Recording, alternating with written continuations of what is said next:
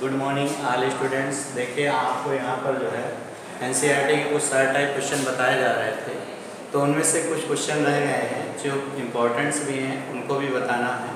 तो देखिए इनमें से एक क्वेश्चन आता है कि जैसे कुछ वैज्ञानिकों के जंतु वैज्ञानिक नाम, मतलब कुछ जीव हैं, चाहे जंतु हो चाहे पौधा हो, उनके जीव वैज्ञानिक नाम भी या जंतु वैज्ञानिक नाम या वनस्पति वैज्ञानिक नाम पूछ लेते हैं उनका जो है। जैसे कि आलू,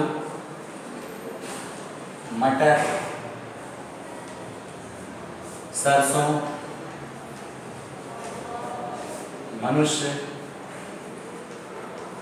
मेढक, केचुआ, कॉकरोच, ये ज़्यादातर पूछे जाने वाले जंतु वैज्ञानिक व पादप वैज्ञानिक नाम हैं वनस्पति विज्ञान के। तो इनके वैज्ञानिक नाम पूछे जाते हैं, तो भी आपको आना चाहिए। जैसे आलू का होता है सोलेनम ट्यूबरोसम। आपको बताया गया था प्रत्येक जीव के दो नाम होते हैं, पहला नाम वंश का और दूसरा जाति का। ठीक है, तो इंग्लिश में जब लिखते हैं तो वंश को कैपिटल लेटर से और जाति को स्मॉल लेटर से लिखते हैं। पहला अक्षर कैपिटल लेटर का होता है वंश का। तो जैसे आलू है तो आलू को क्या लिखेंगे? Solanum tuberosum, Solanum tuberosum. मटर में है पाइसम सटाइवम, पाइसम सटाइवम। सरसों में है Brassica campestris, campestris, Brassica campestris. मनुष्य में है होमो सैपियंस। मेढक में है राना टिग्रीना।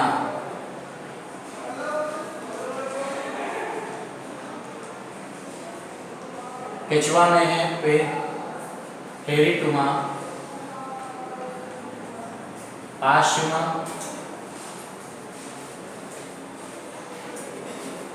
कॉकरोच में है पेरिप्लेनेटा, पेरिप्लेनेटा अमेरिकाना। इस प्रकार जो है ये आपके कुछ जंतु वैज्ञानिक और कुछ पादप वैज्ञानिक नाम हैं जो इम्पोर्टेंट्स हैं, सबसे ज़्यादा पूछे जाते हैं। तो आलू का है सोलेनम ट्यूबरोसम, मटर का है पाइसम सटाइवम, सरसों का है ब्रेसिका कैम्पेस्ट्रिस, मनुष्य का है होमो सैपियंस, मेढक का है राना टिग्रीना, केचुआ का है पेरिटुमा पाश्चुमा और कॉकरोच का है पेरिप्लेनेटा अमेरिकाना। ये जो है आपको मालूम है, ठीक है। और ये कुछ कुल में आते हैं या संघ में आते हैं। तो ये आपके जैसे आलू है तो आलू सोलेनेसी कुल में आता है, मटर में लिगुमिनेसी कुल में आता है, सरसों है क्रूसीफेरी कुल में आता है। ये तो प्लांट्स है, इनकी फैमिली मालूम होना चाहिए। इसके बाद जो मनुष्य वगैरह है, ये जंतु है, इनको संघ में देखते हैं। तो यहाँ पर मनुष्य कार्डेटा संघ का है, मेढक आपका उभयचर वर्ग का है, ये भी कार्डेटा संघ का, लेकिन वर्ग इसका उभयचर है। फिर इसके बाद केचुआ है, तो केचुआ आपका एनिलिडा संघ का है और कॉकरोच आर्थ्रोपोडा संघ का है। तो इस प्रकार ये आपको मालूम होना चाहिए कि आर्थ्रोपोडा संघ के दो जीव के नाम, पक्षी वर्ग के दो जीव के नाम। तो ये सब आपको एग्जाम्पल भी मालूम होना चाहिए सभी वर्गों के और संघों के। फिर इसके बाद आता है क्वेश्चन कि इनमें से जैसे कुछ अंतर पूछ लेता है। ज़्यादातर जो अंतर पूछा जाता है पक्षी वर्ग व स्तनधारी वर्ग में अंतर बताइए। स्तनधारी वर्ग में अंतर, देखिए पक्षियों का जो शरीर होता है परों से ढका होता है, ठीक है, और स्तनधारी का जो शरीर होता है बाल या रोम से ढका होता है। पहली पहचान, पक्षी में हड्डियां क्या होती हैं? खोखली होती हैं, ठीक है। जबकि स्तनधारी में जीवों में क्या है? स्तन ग्रंथियां पाई जाती हैं जो अपने बच्चों को मादा जो है दूध पिलाती है। फिर इसके बाद तीसरा है कि इनमें क्या होते हैं? जबड़े नहीं होते। इनमें जबड़े किस में रूपांतरित होते हैं? पक्षी वर्ग में चोंच में, और उनमें दांत नहीं पाए जाते। इनमें जबड़े पाए जाते हैं स्तनधारी में, और दांत भी होते हैं, कई प्रकार के होते हैं। स्थायी दांत, अस्थायी दांत, अस्थायी दांत 20 होते हैं, स्थायी दांत 32 होते हैं। वो भी 4 प्रकार के होते हैं, कृंतक, रदनक, चमड़नक, अग्रचमड़नक। तो इस प्रकार के ये दांत स्तनधारी में आते हैं। तो इसमें तो दांत पाए जाते हैं, इनमें दांत नहीं पाए जाते, इसमें चोंच पाई जाती है। इनमें अग्रपाद जो होते हैं वो पंख में रूपांतरित होते हैं, जो उड़ने में सहायक होते हैं। इनमें जो है इनका जो शरीर होता है, क्योंकि ये आपको मालूम है ये समतापी होते हैं, समतापी दोनों हैं, ठीक है। पहचान ये है कि इनकी हड्डियां खोखली होती हैं, इनकी हड्डियों में अस्थिमज्जा एक पदार्थ भरा होता है ठोस, जिसके कारण वो उड़ नहीं सकता। फिर इसके बाद ये क्या होते हैं, अंडज होते हैं। अंडे का मतलब ये अंडे उत्पन्न करते हैं पक्षी वर्ग के जीव। और जो स्तनधारी होते हैं ये जरायुज होते हैं, ये संतान उत्पन्न करते हैं। जैसे इसमें एग्जाम्पल पक्षी में कबूतर है, गौरैया है, मोर है, बहुत से पक्षी आते हैं, उसको लिख सकते हो। और जो स्तनधारी है तो उसमें आप कुत्ता, बिल्ली, घोड़ा, मनुष्य, गाय, ये सब जो है इसमें आती हैं स्तनधारी वर्ग में, ठीक है।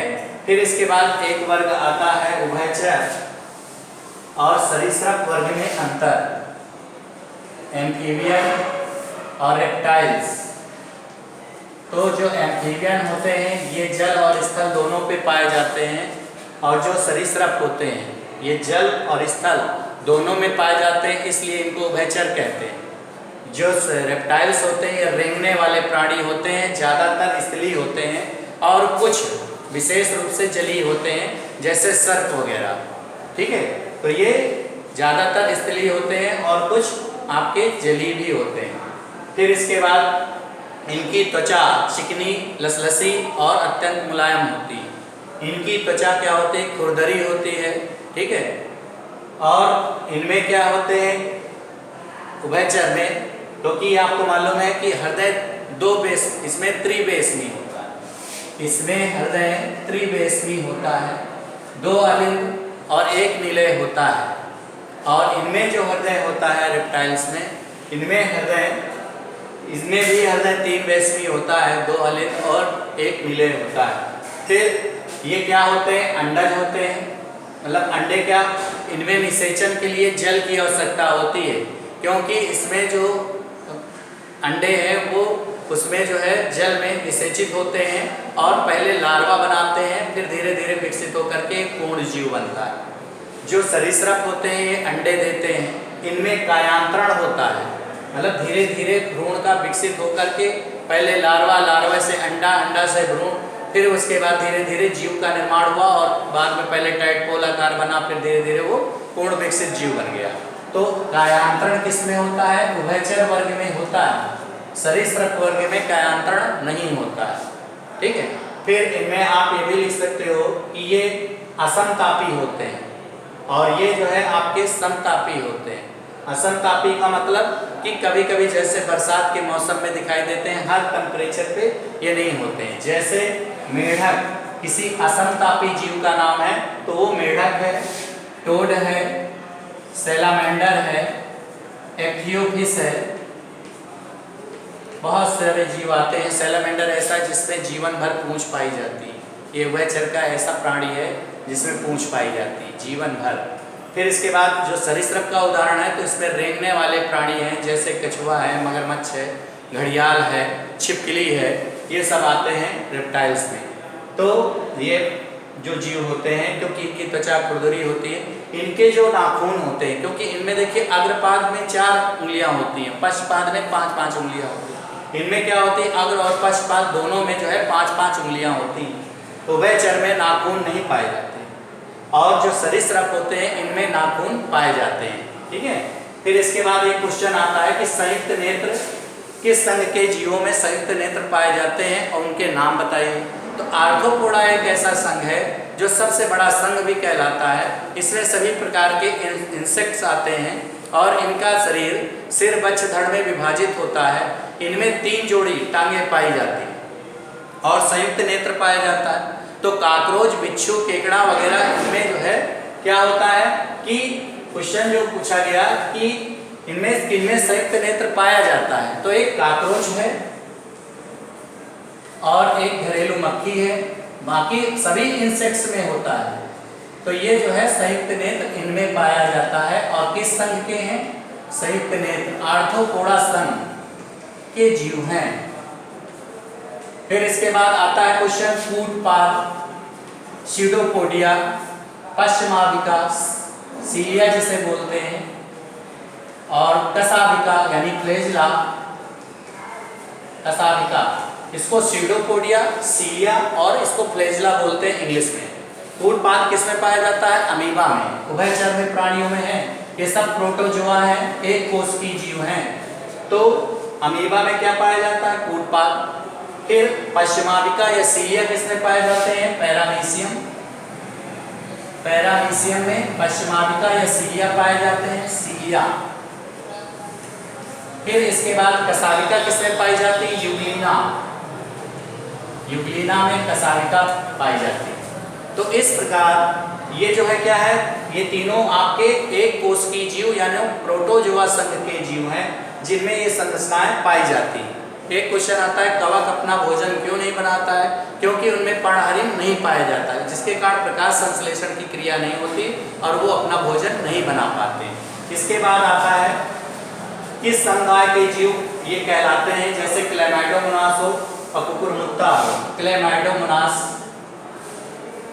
क्लेमाइडोमोनास और कुकुरमुत्ता ये किस संघ के, किस समुदाय के जीव हैं? तो देखिए कुकुरमुत्ता जो आपका है ये खपड़ैल वगैरह जहाँ पर नमी वगैरह होती है वहाँ पर ये उगाते हैं। तो वो जो है क्या होते हैं, नमी के कारण जो उगते हैं जीव उसको कहते हैं फंगस या कवक। तो कुकुरमुत्ता किस समुदाय का है? कवक समुदाय का है। और जो क्लेमाइडोमोनास है तो इसमें बहुत से आते हैं, वल्वा आता है, वॉलबॉक्स आता है और कैरा आता है। ये क्लेमाइडोमोनास आपका यूलोथ्रिक्स, क्लेमाइडोमोनास, ये सब क्या है? शैवाल। तो ये आते हैं थैलोफाइटा समूह में आते हैं। थैलोफाइटा समूह में ज्यादातर सब क्या आते हैं? शैवाल आते हैं। एल्गी जो तालाबों में पाई जाती है काई के रूप में, उस काई को ही है एल्गी कहते हैं, ठीक है। उसमें कुछ रेशा जैसी काई होती है, उसको स्पायरोगैरा कहते हैं। इसी तरह यूलोथ्रिक्स है, क्लेमाइडोमोनास है। क्लेमाइडोमोनास की संरचना इस प्रकार होती है, ये और बीच में केंद्रक होता है, कसाविकाएं पाई जाती है, ठीक है। तो इस प्रकार, और कुकुरमुत्ता की संरचना इस प्रकार होती है, जो खपड़ेल वगैरह में या जो है जहाँ गंदगी होती है, नमी होती है, सड़े गले मृत कार्बनिक पदार्थों पर उगते हैं। जैसे मशरूम होता है उसी तरह कुकुरमुत्ता भी होता है। ये फंगस है और ये आपका क्या है? थैलोफाइटा समूह का जीव है। फिर इसके बाद एक क्वेश्चन आता है क्रिप्टोगेम्स और फेंडोगेम्स क्या होते हैं? तो क्रिप्टोगेम्स का मतलब होता है जिनमें पुष्प और फल नहीं बनते, वो होते हैं ब्रायोफाइटा, टेरिडोफाइटा, ठीक है। ये क्या है? क्रिप्टोगेम्स है, जिम्नोस्पर्म हो गया। और जो आपके फेंडोगेम्स होते हैं तो वो केवल उसमें आते हैं जिसमें पुष्प और फल बनते हैं, यानी कि एंजियोस्पर्म प्लांट में, आवृतबीजी पौधों में वो पाए जाते हैं। इसके बाद एक क्वेश्चन आता है पेनिसिलिन, कवक से प्राप्त होने वाला पहला एंटीबायोटिक, वो क्या है? पेनिसिलिन। अब पेनिसिलिन किस कवक से प्राप्त होता है? तो penicillin Penicillium notatum, Penicillium notatum नामक कवक से प्राप्त होता है और इसकी खोज अलेक्जेंडर फ्लेमिंग ने की थी। अलेक्जेंडर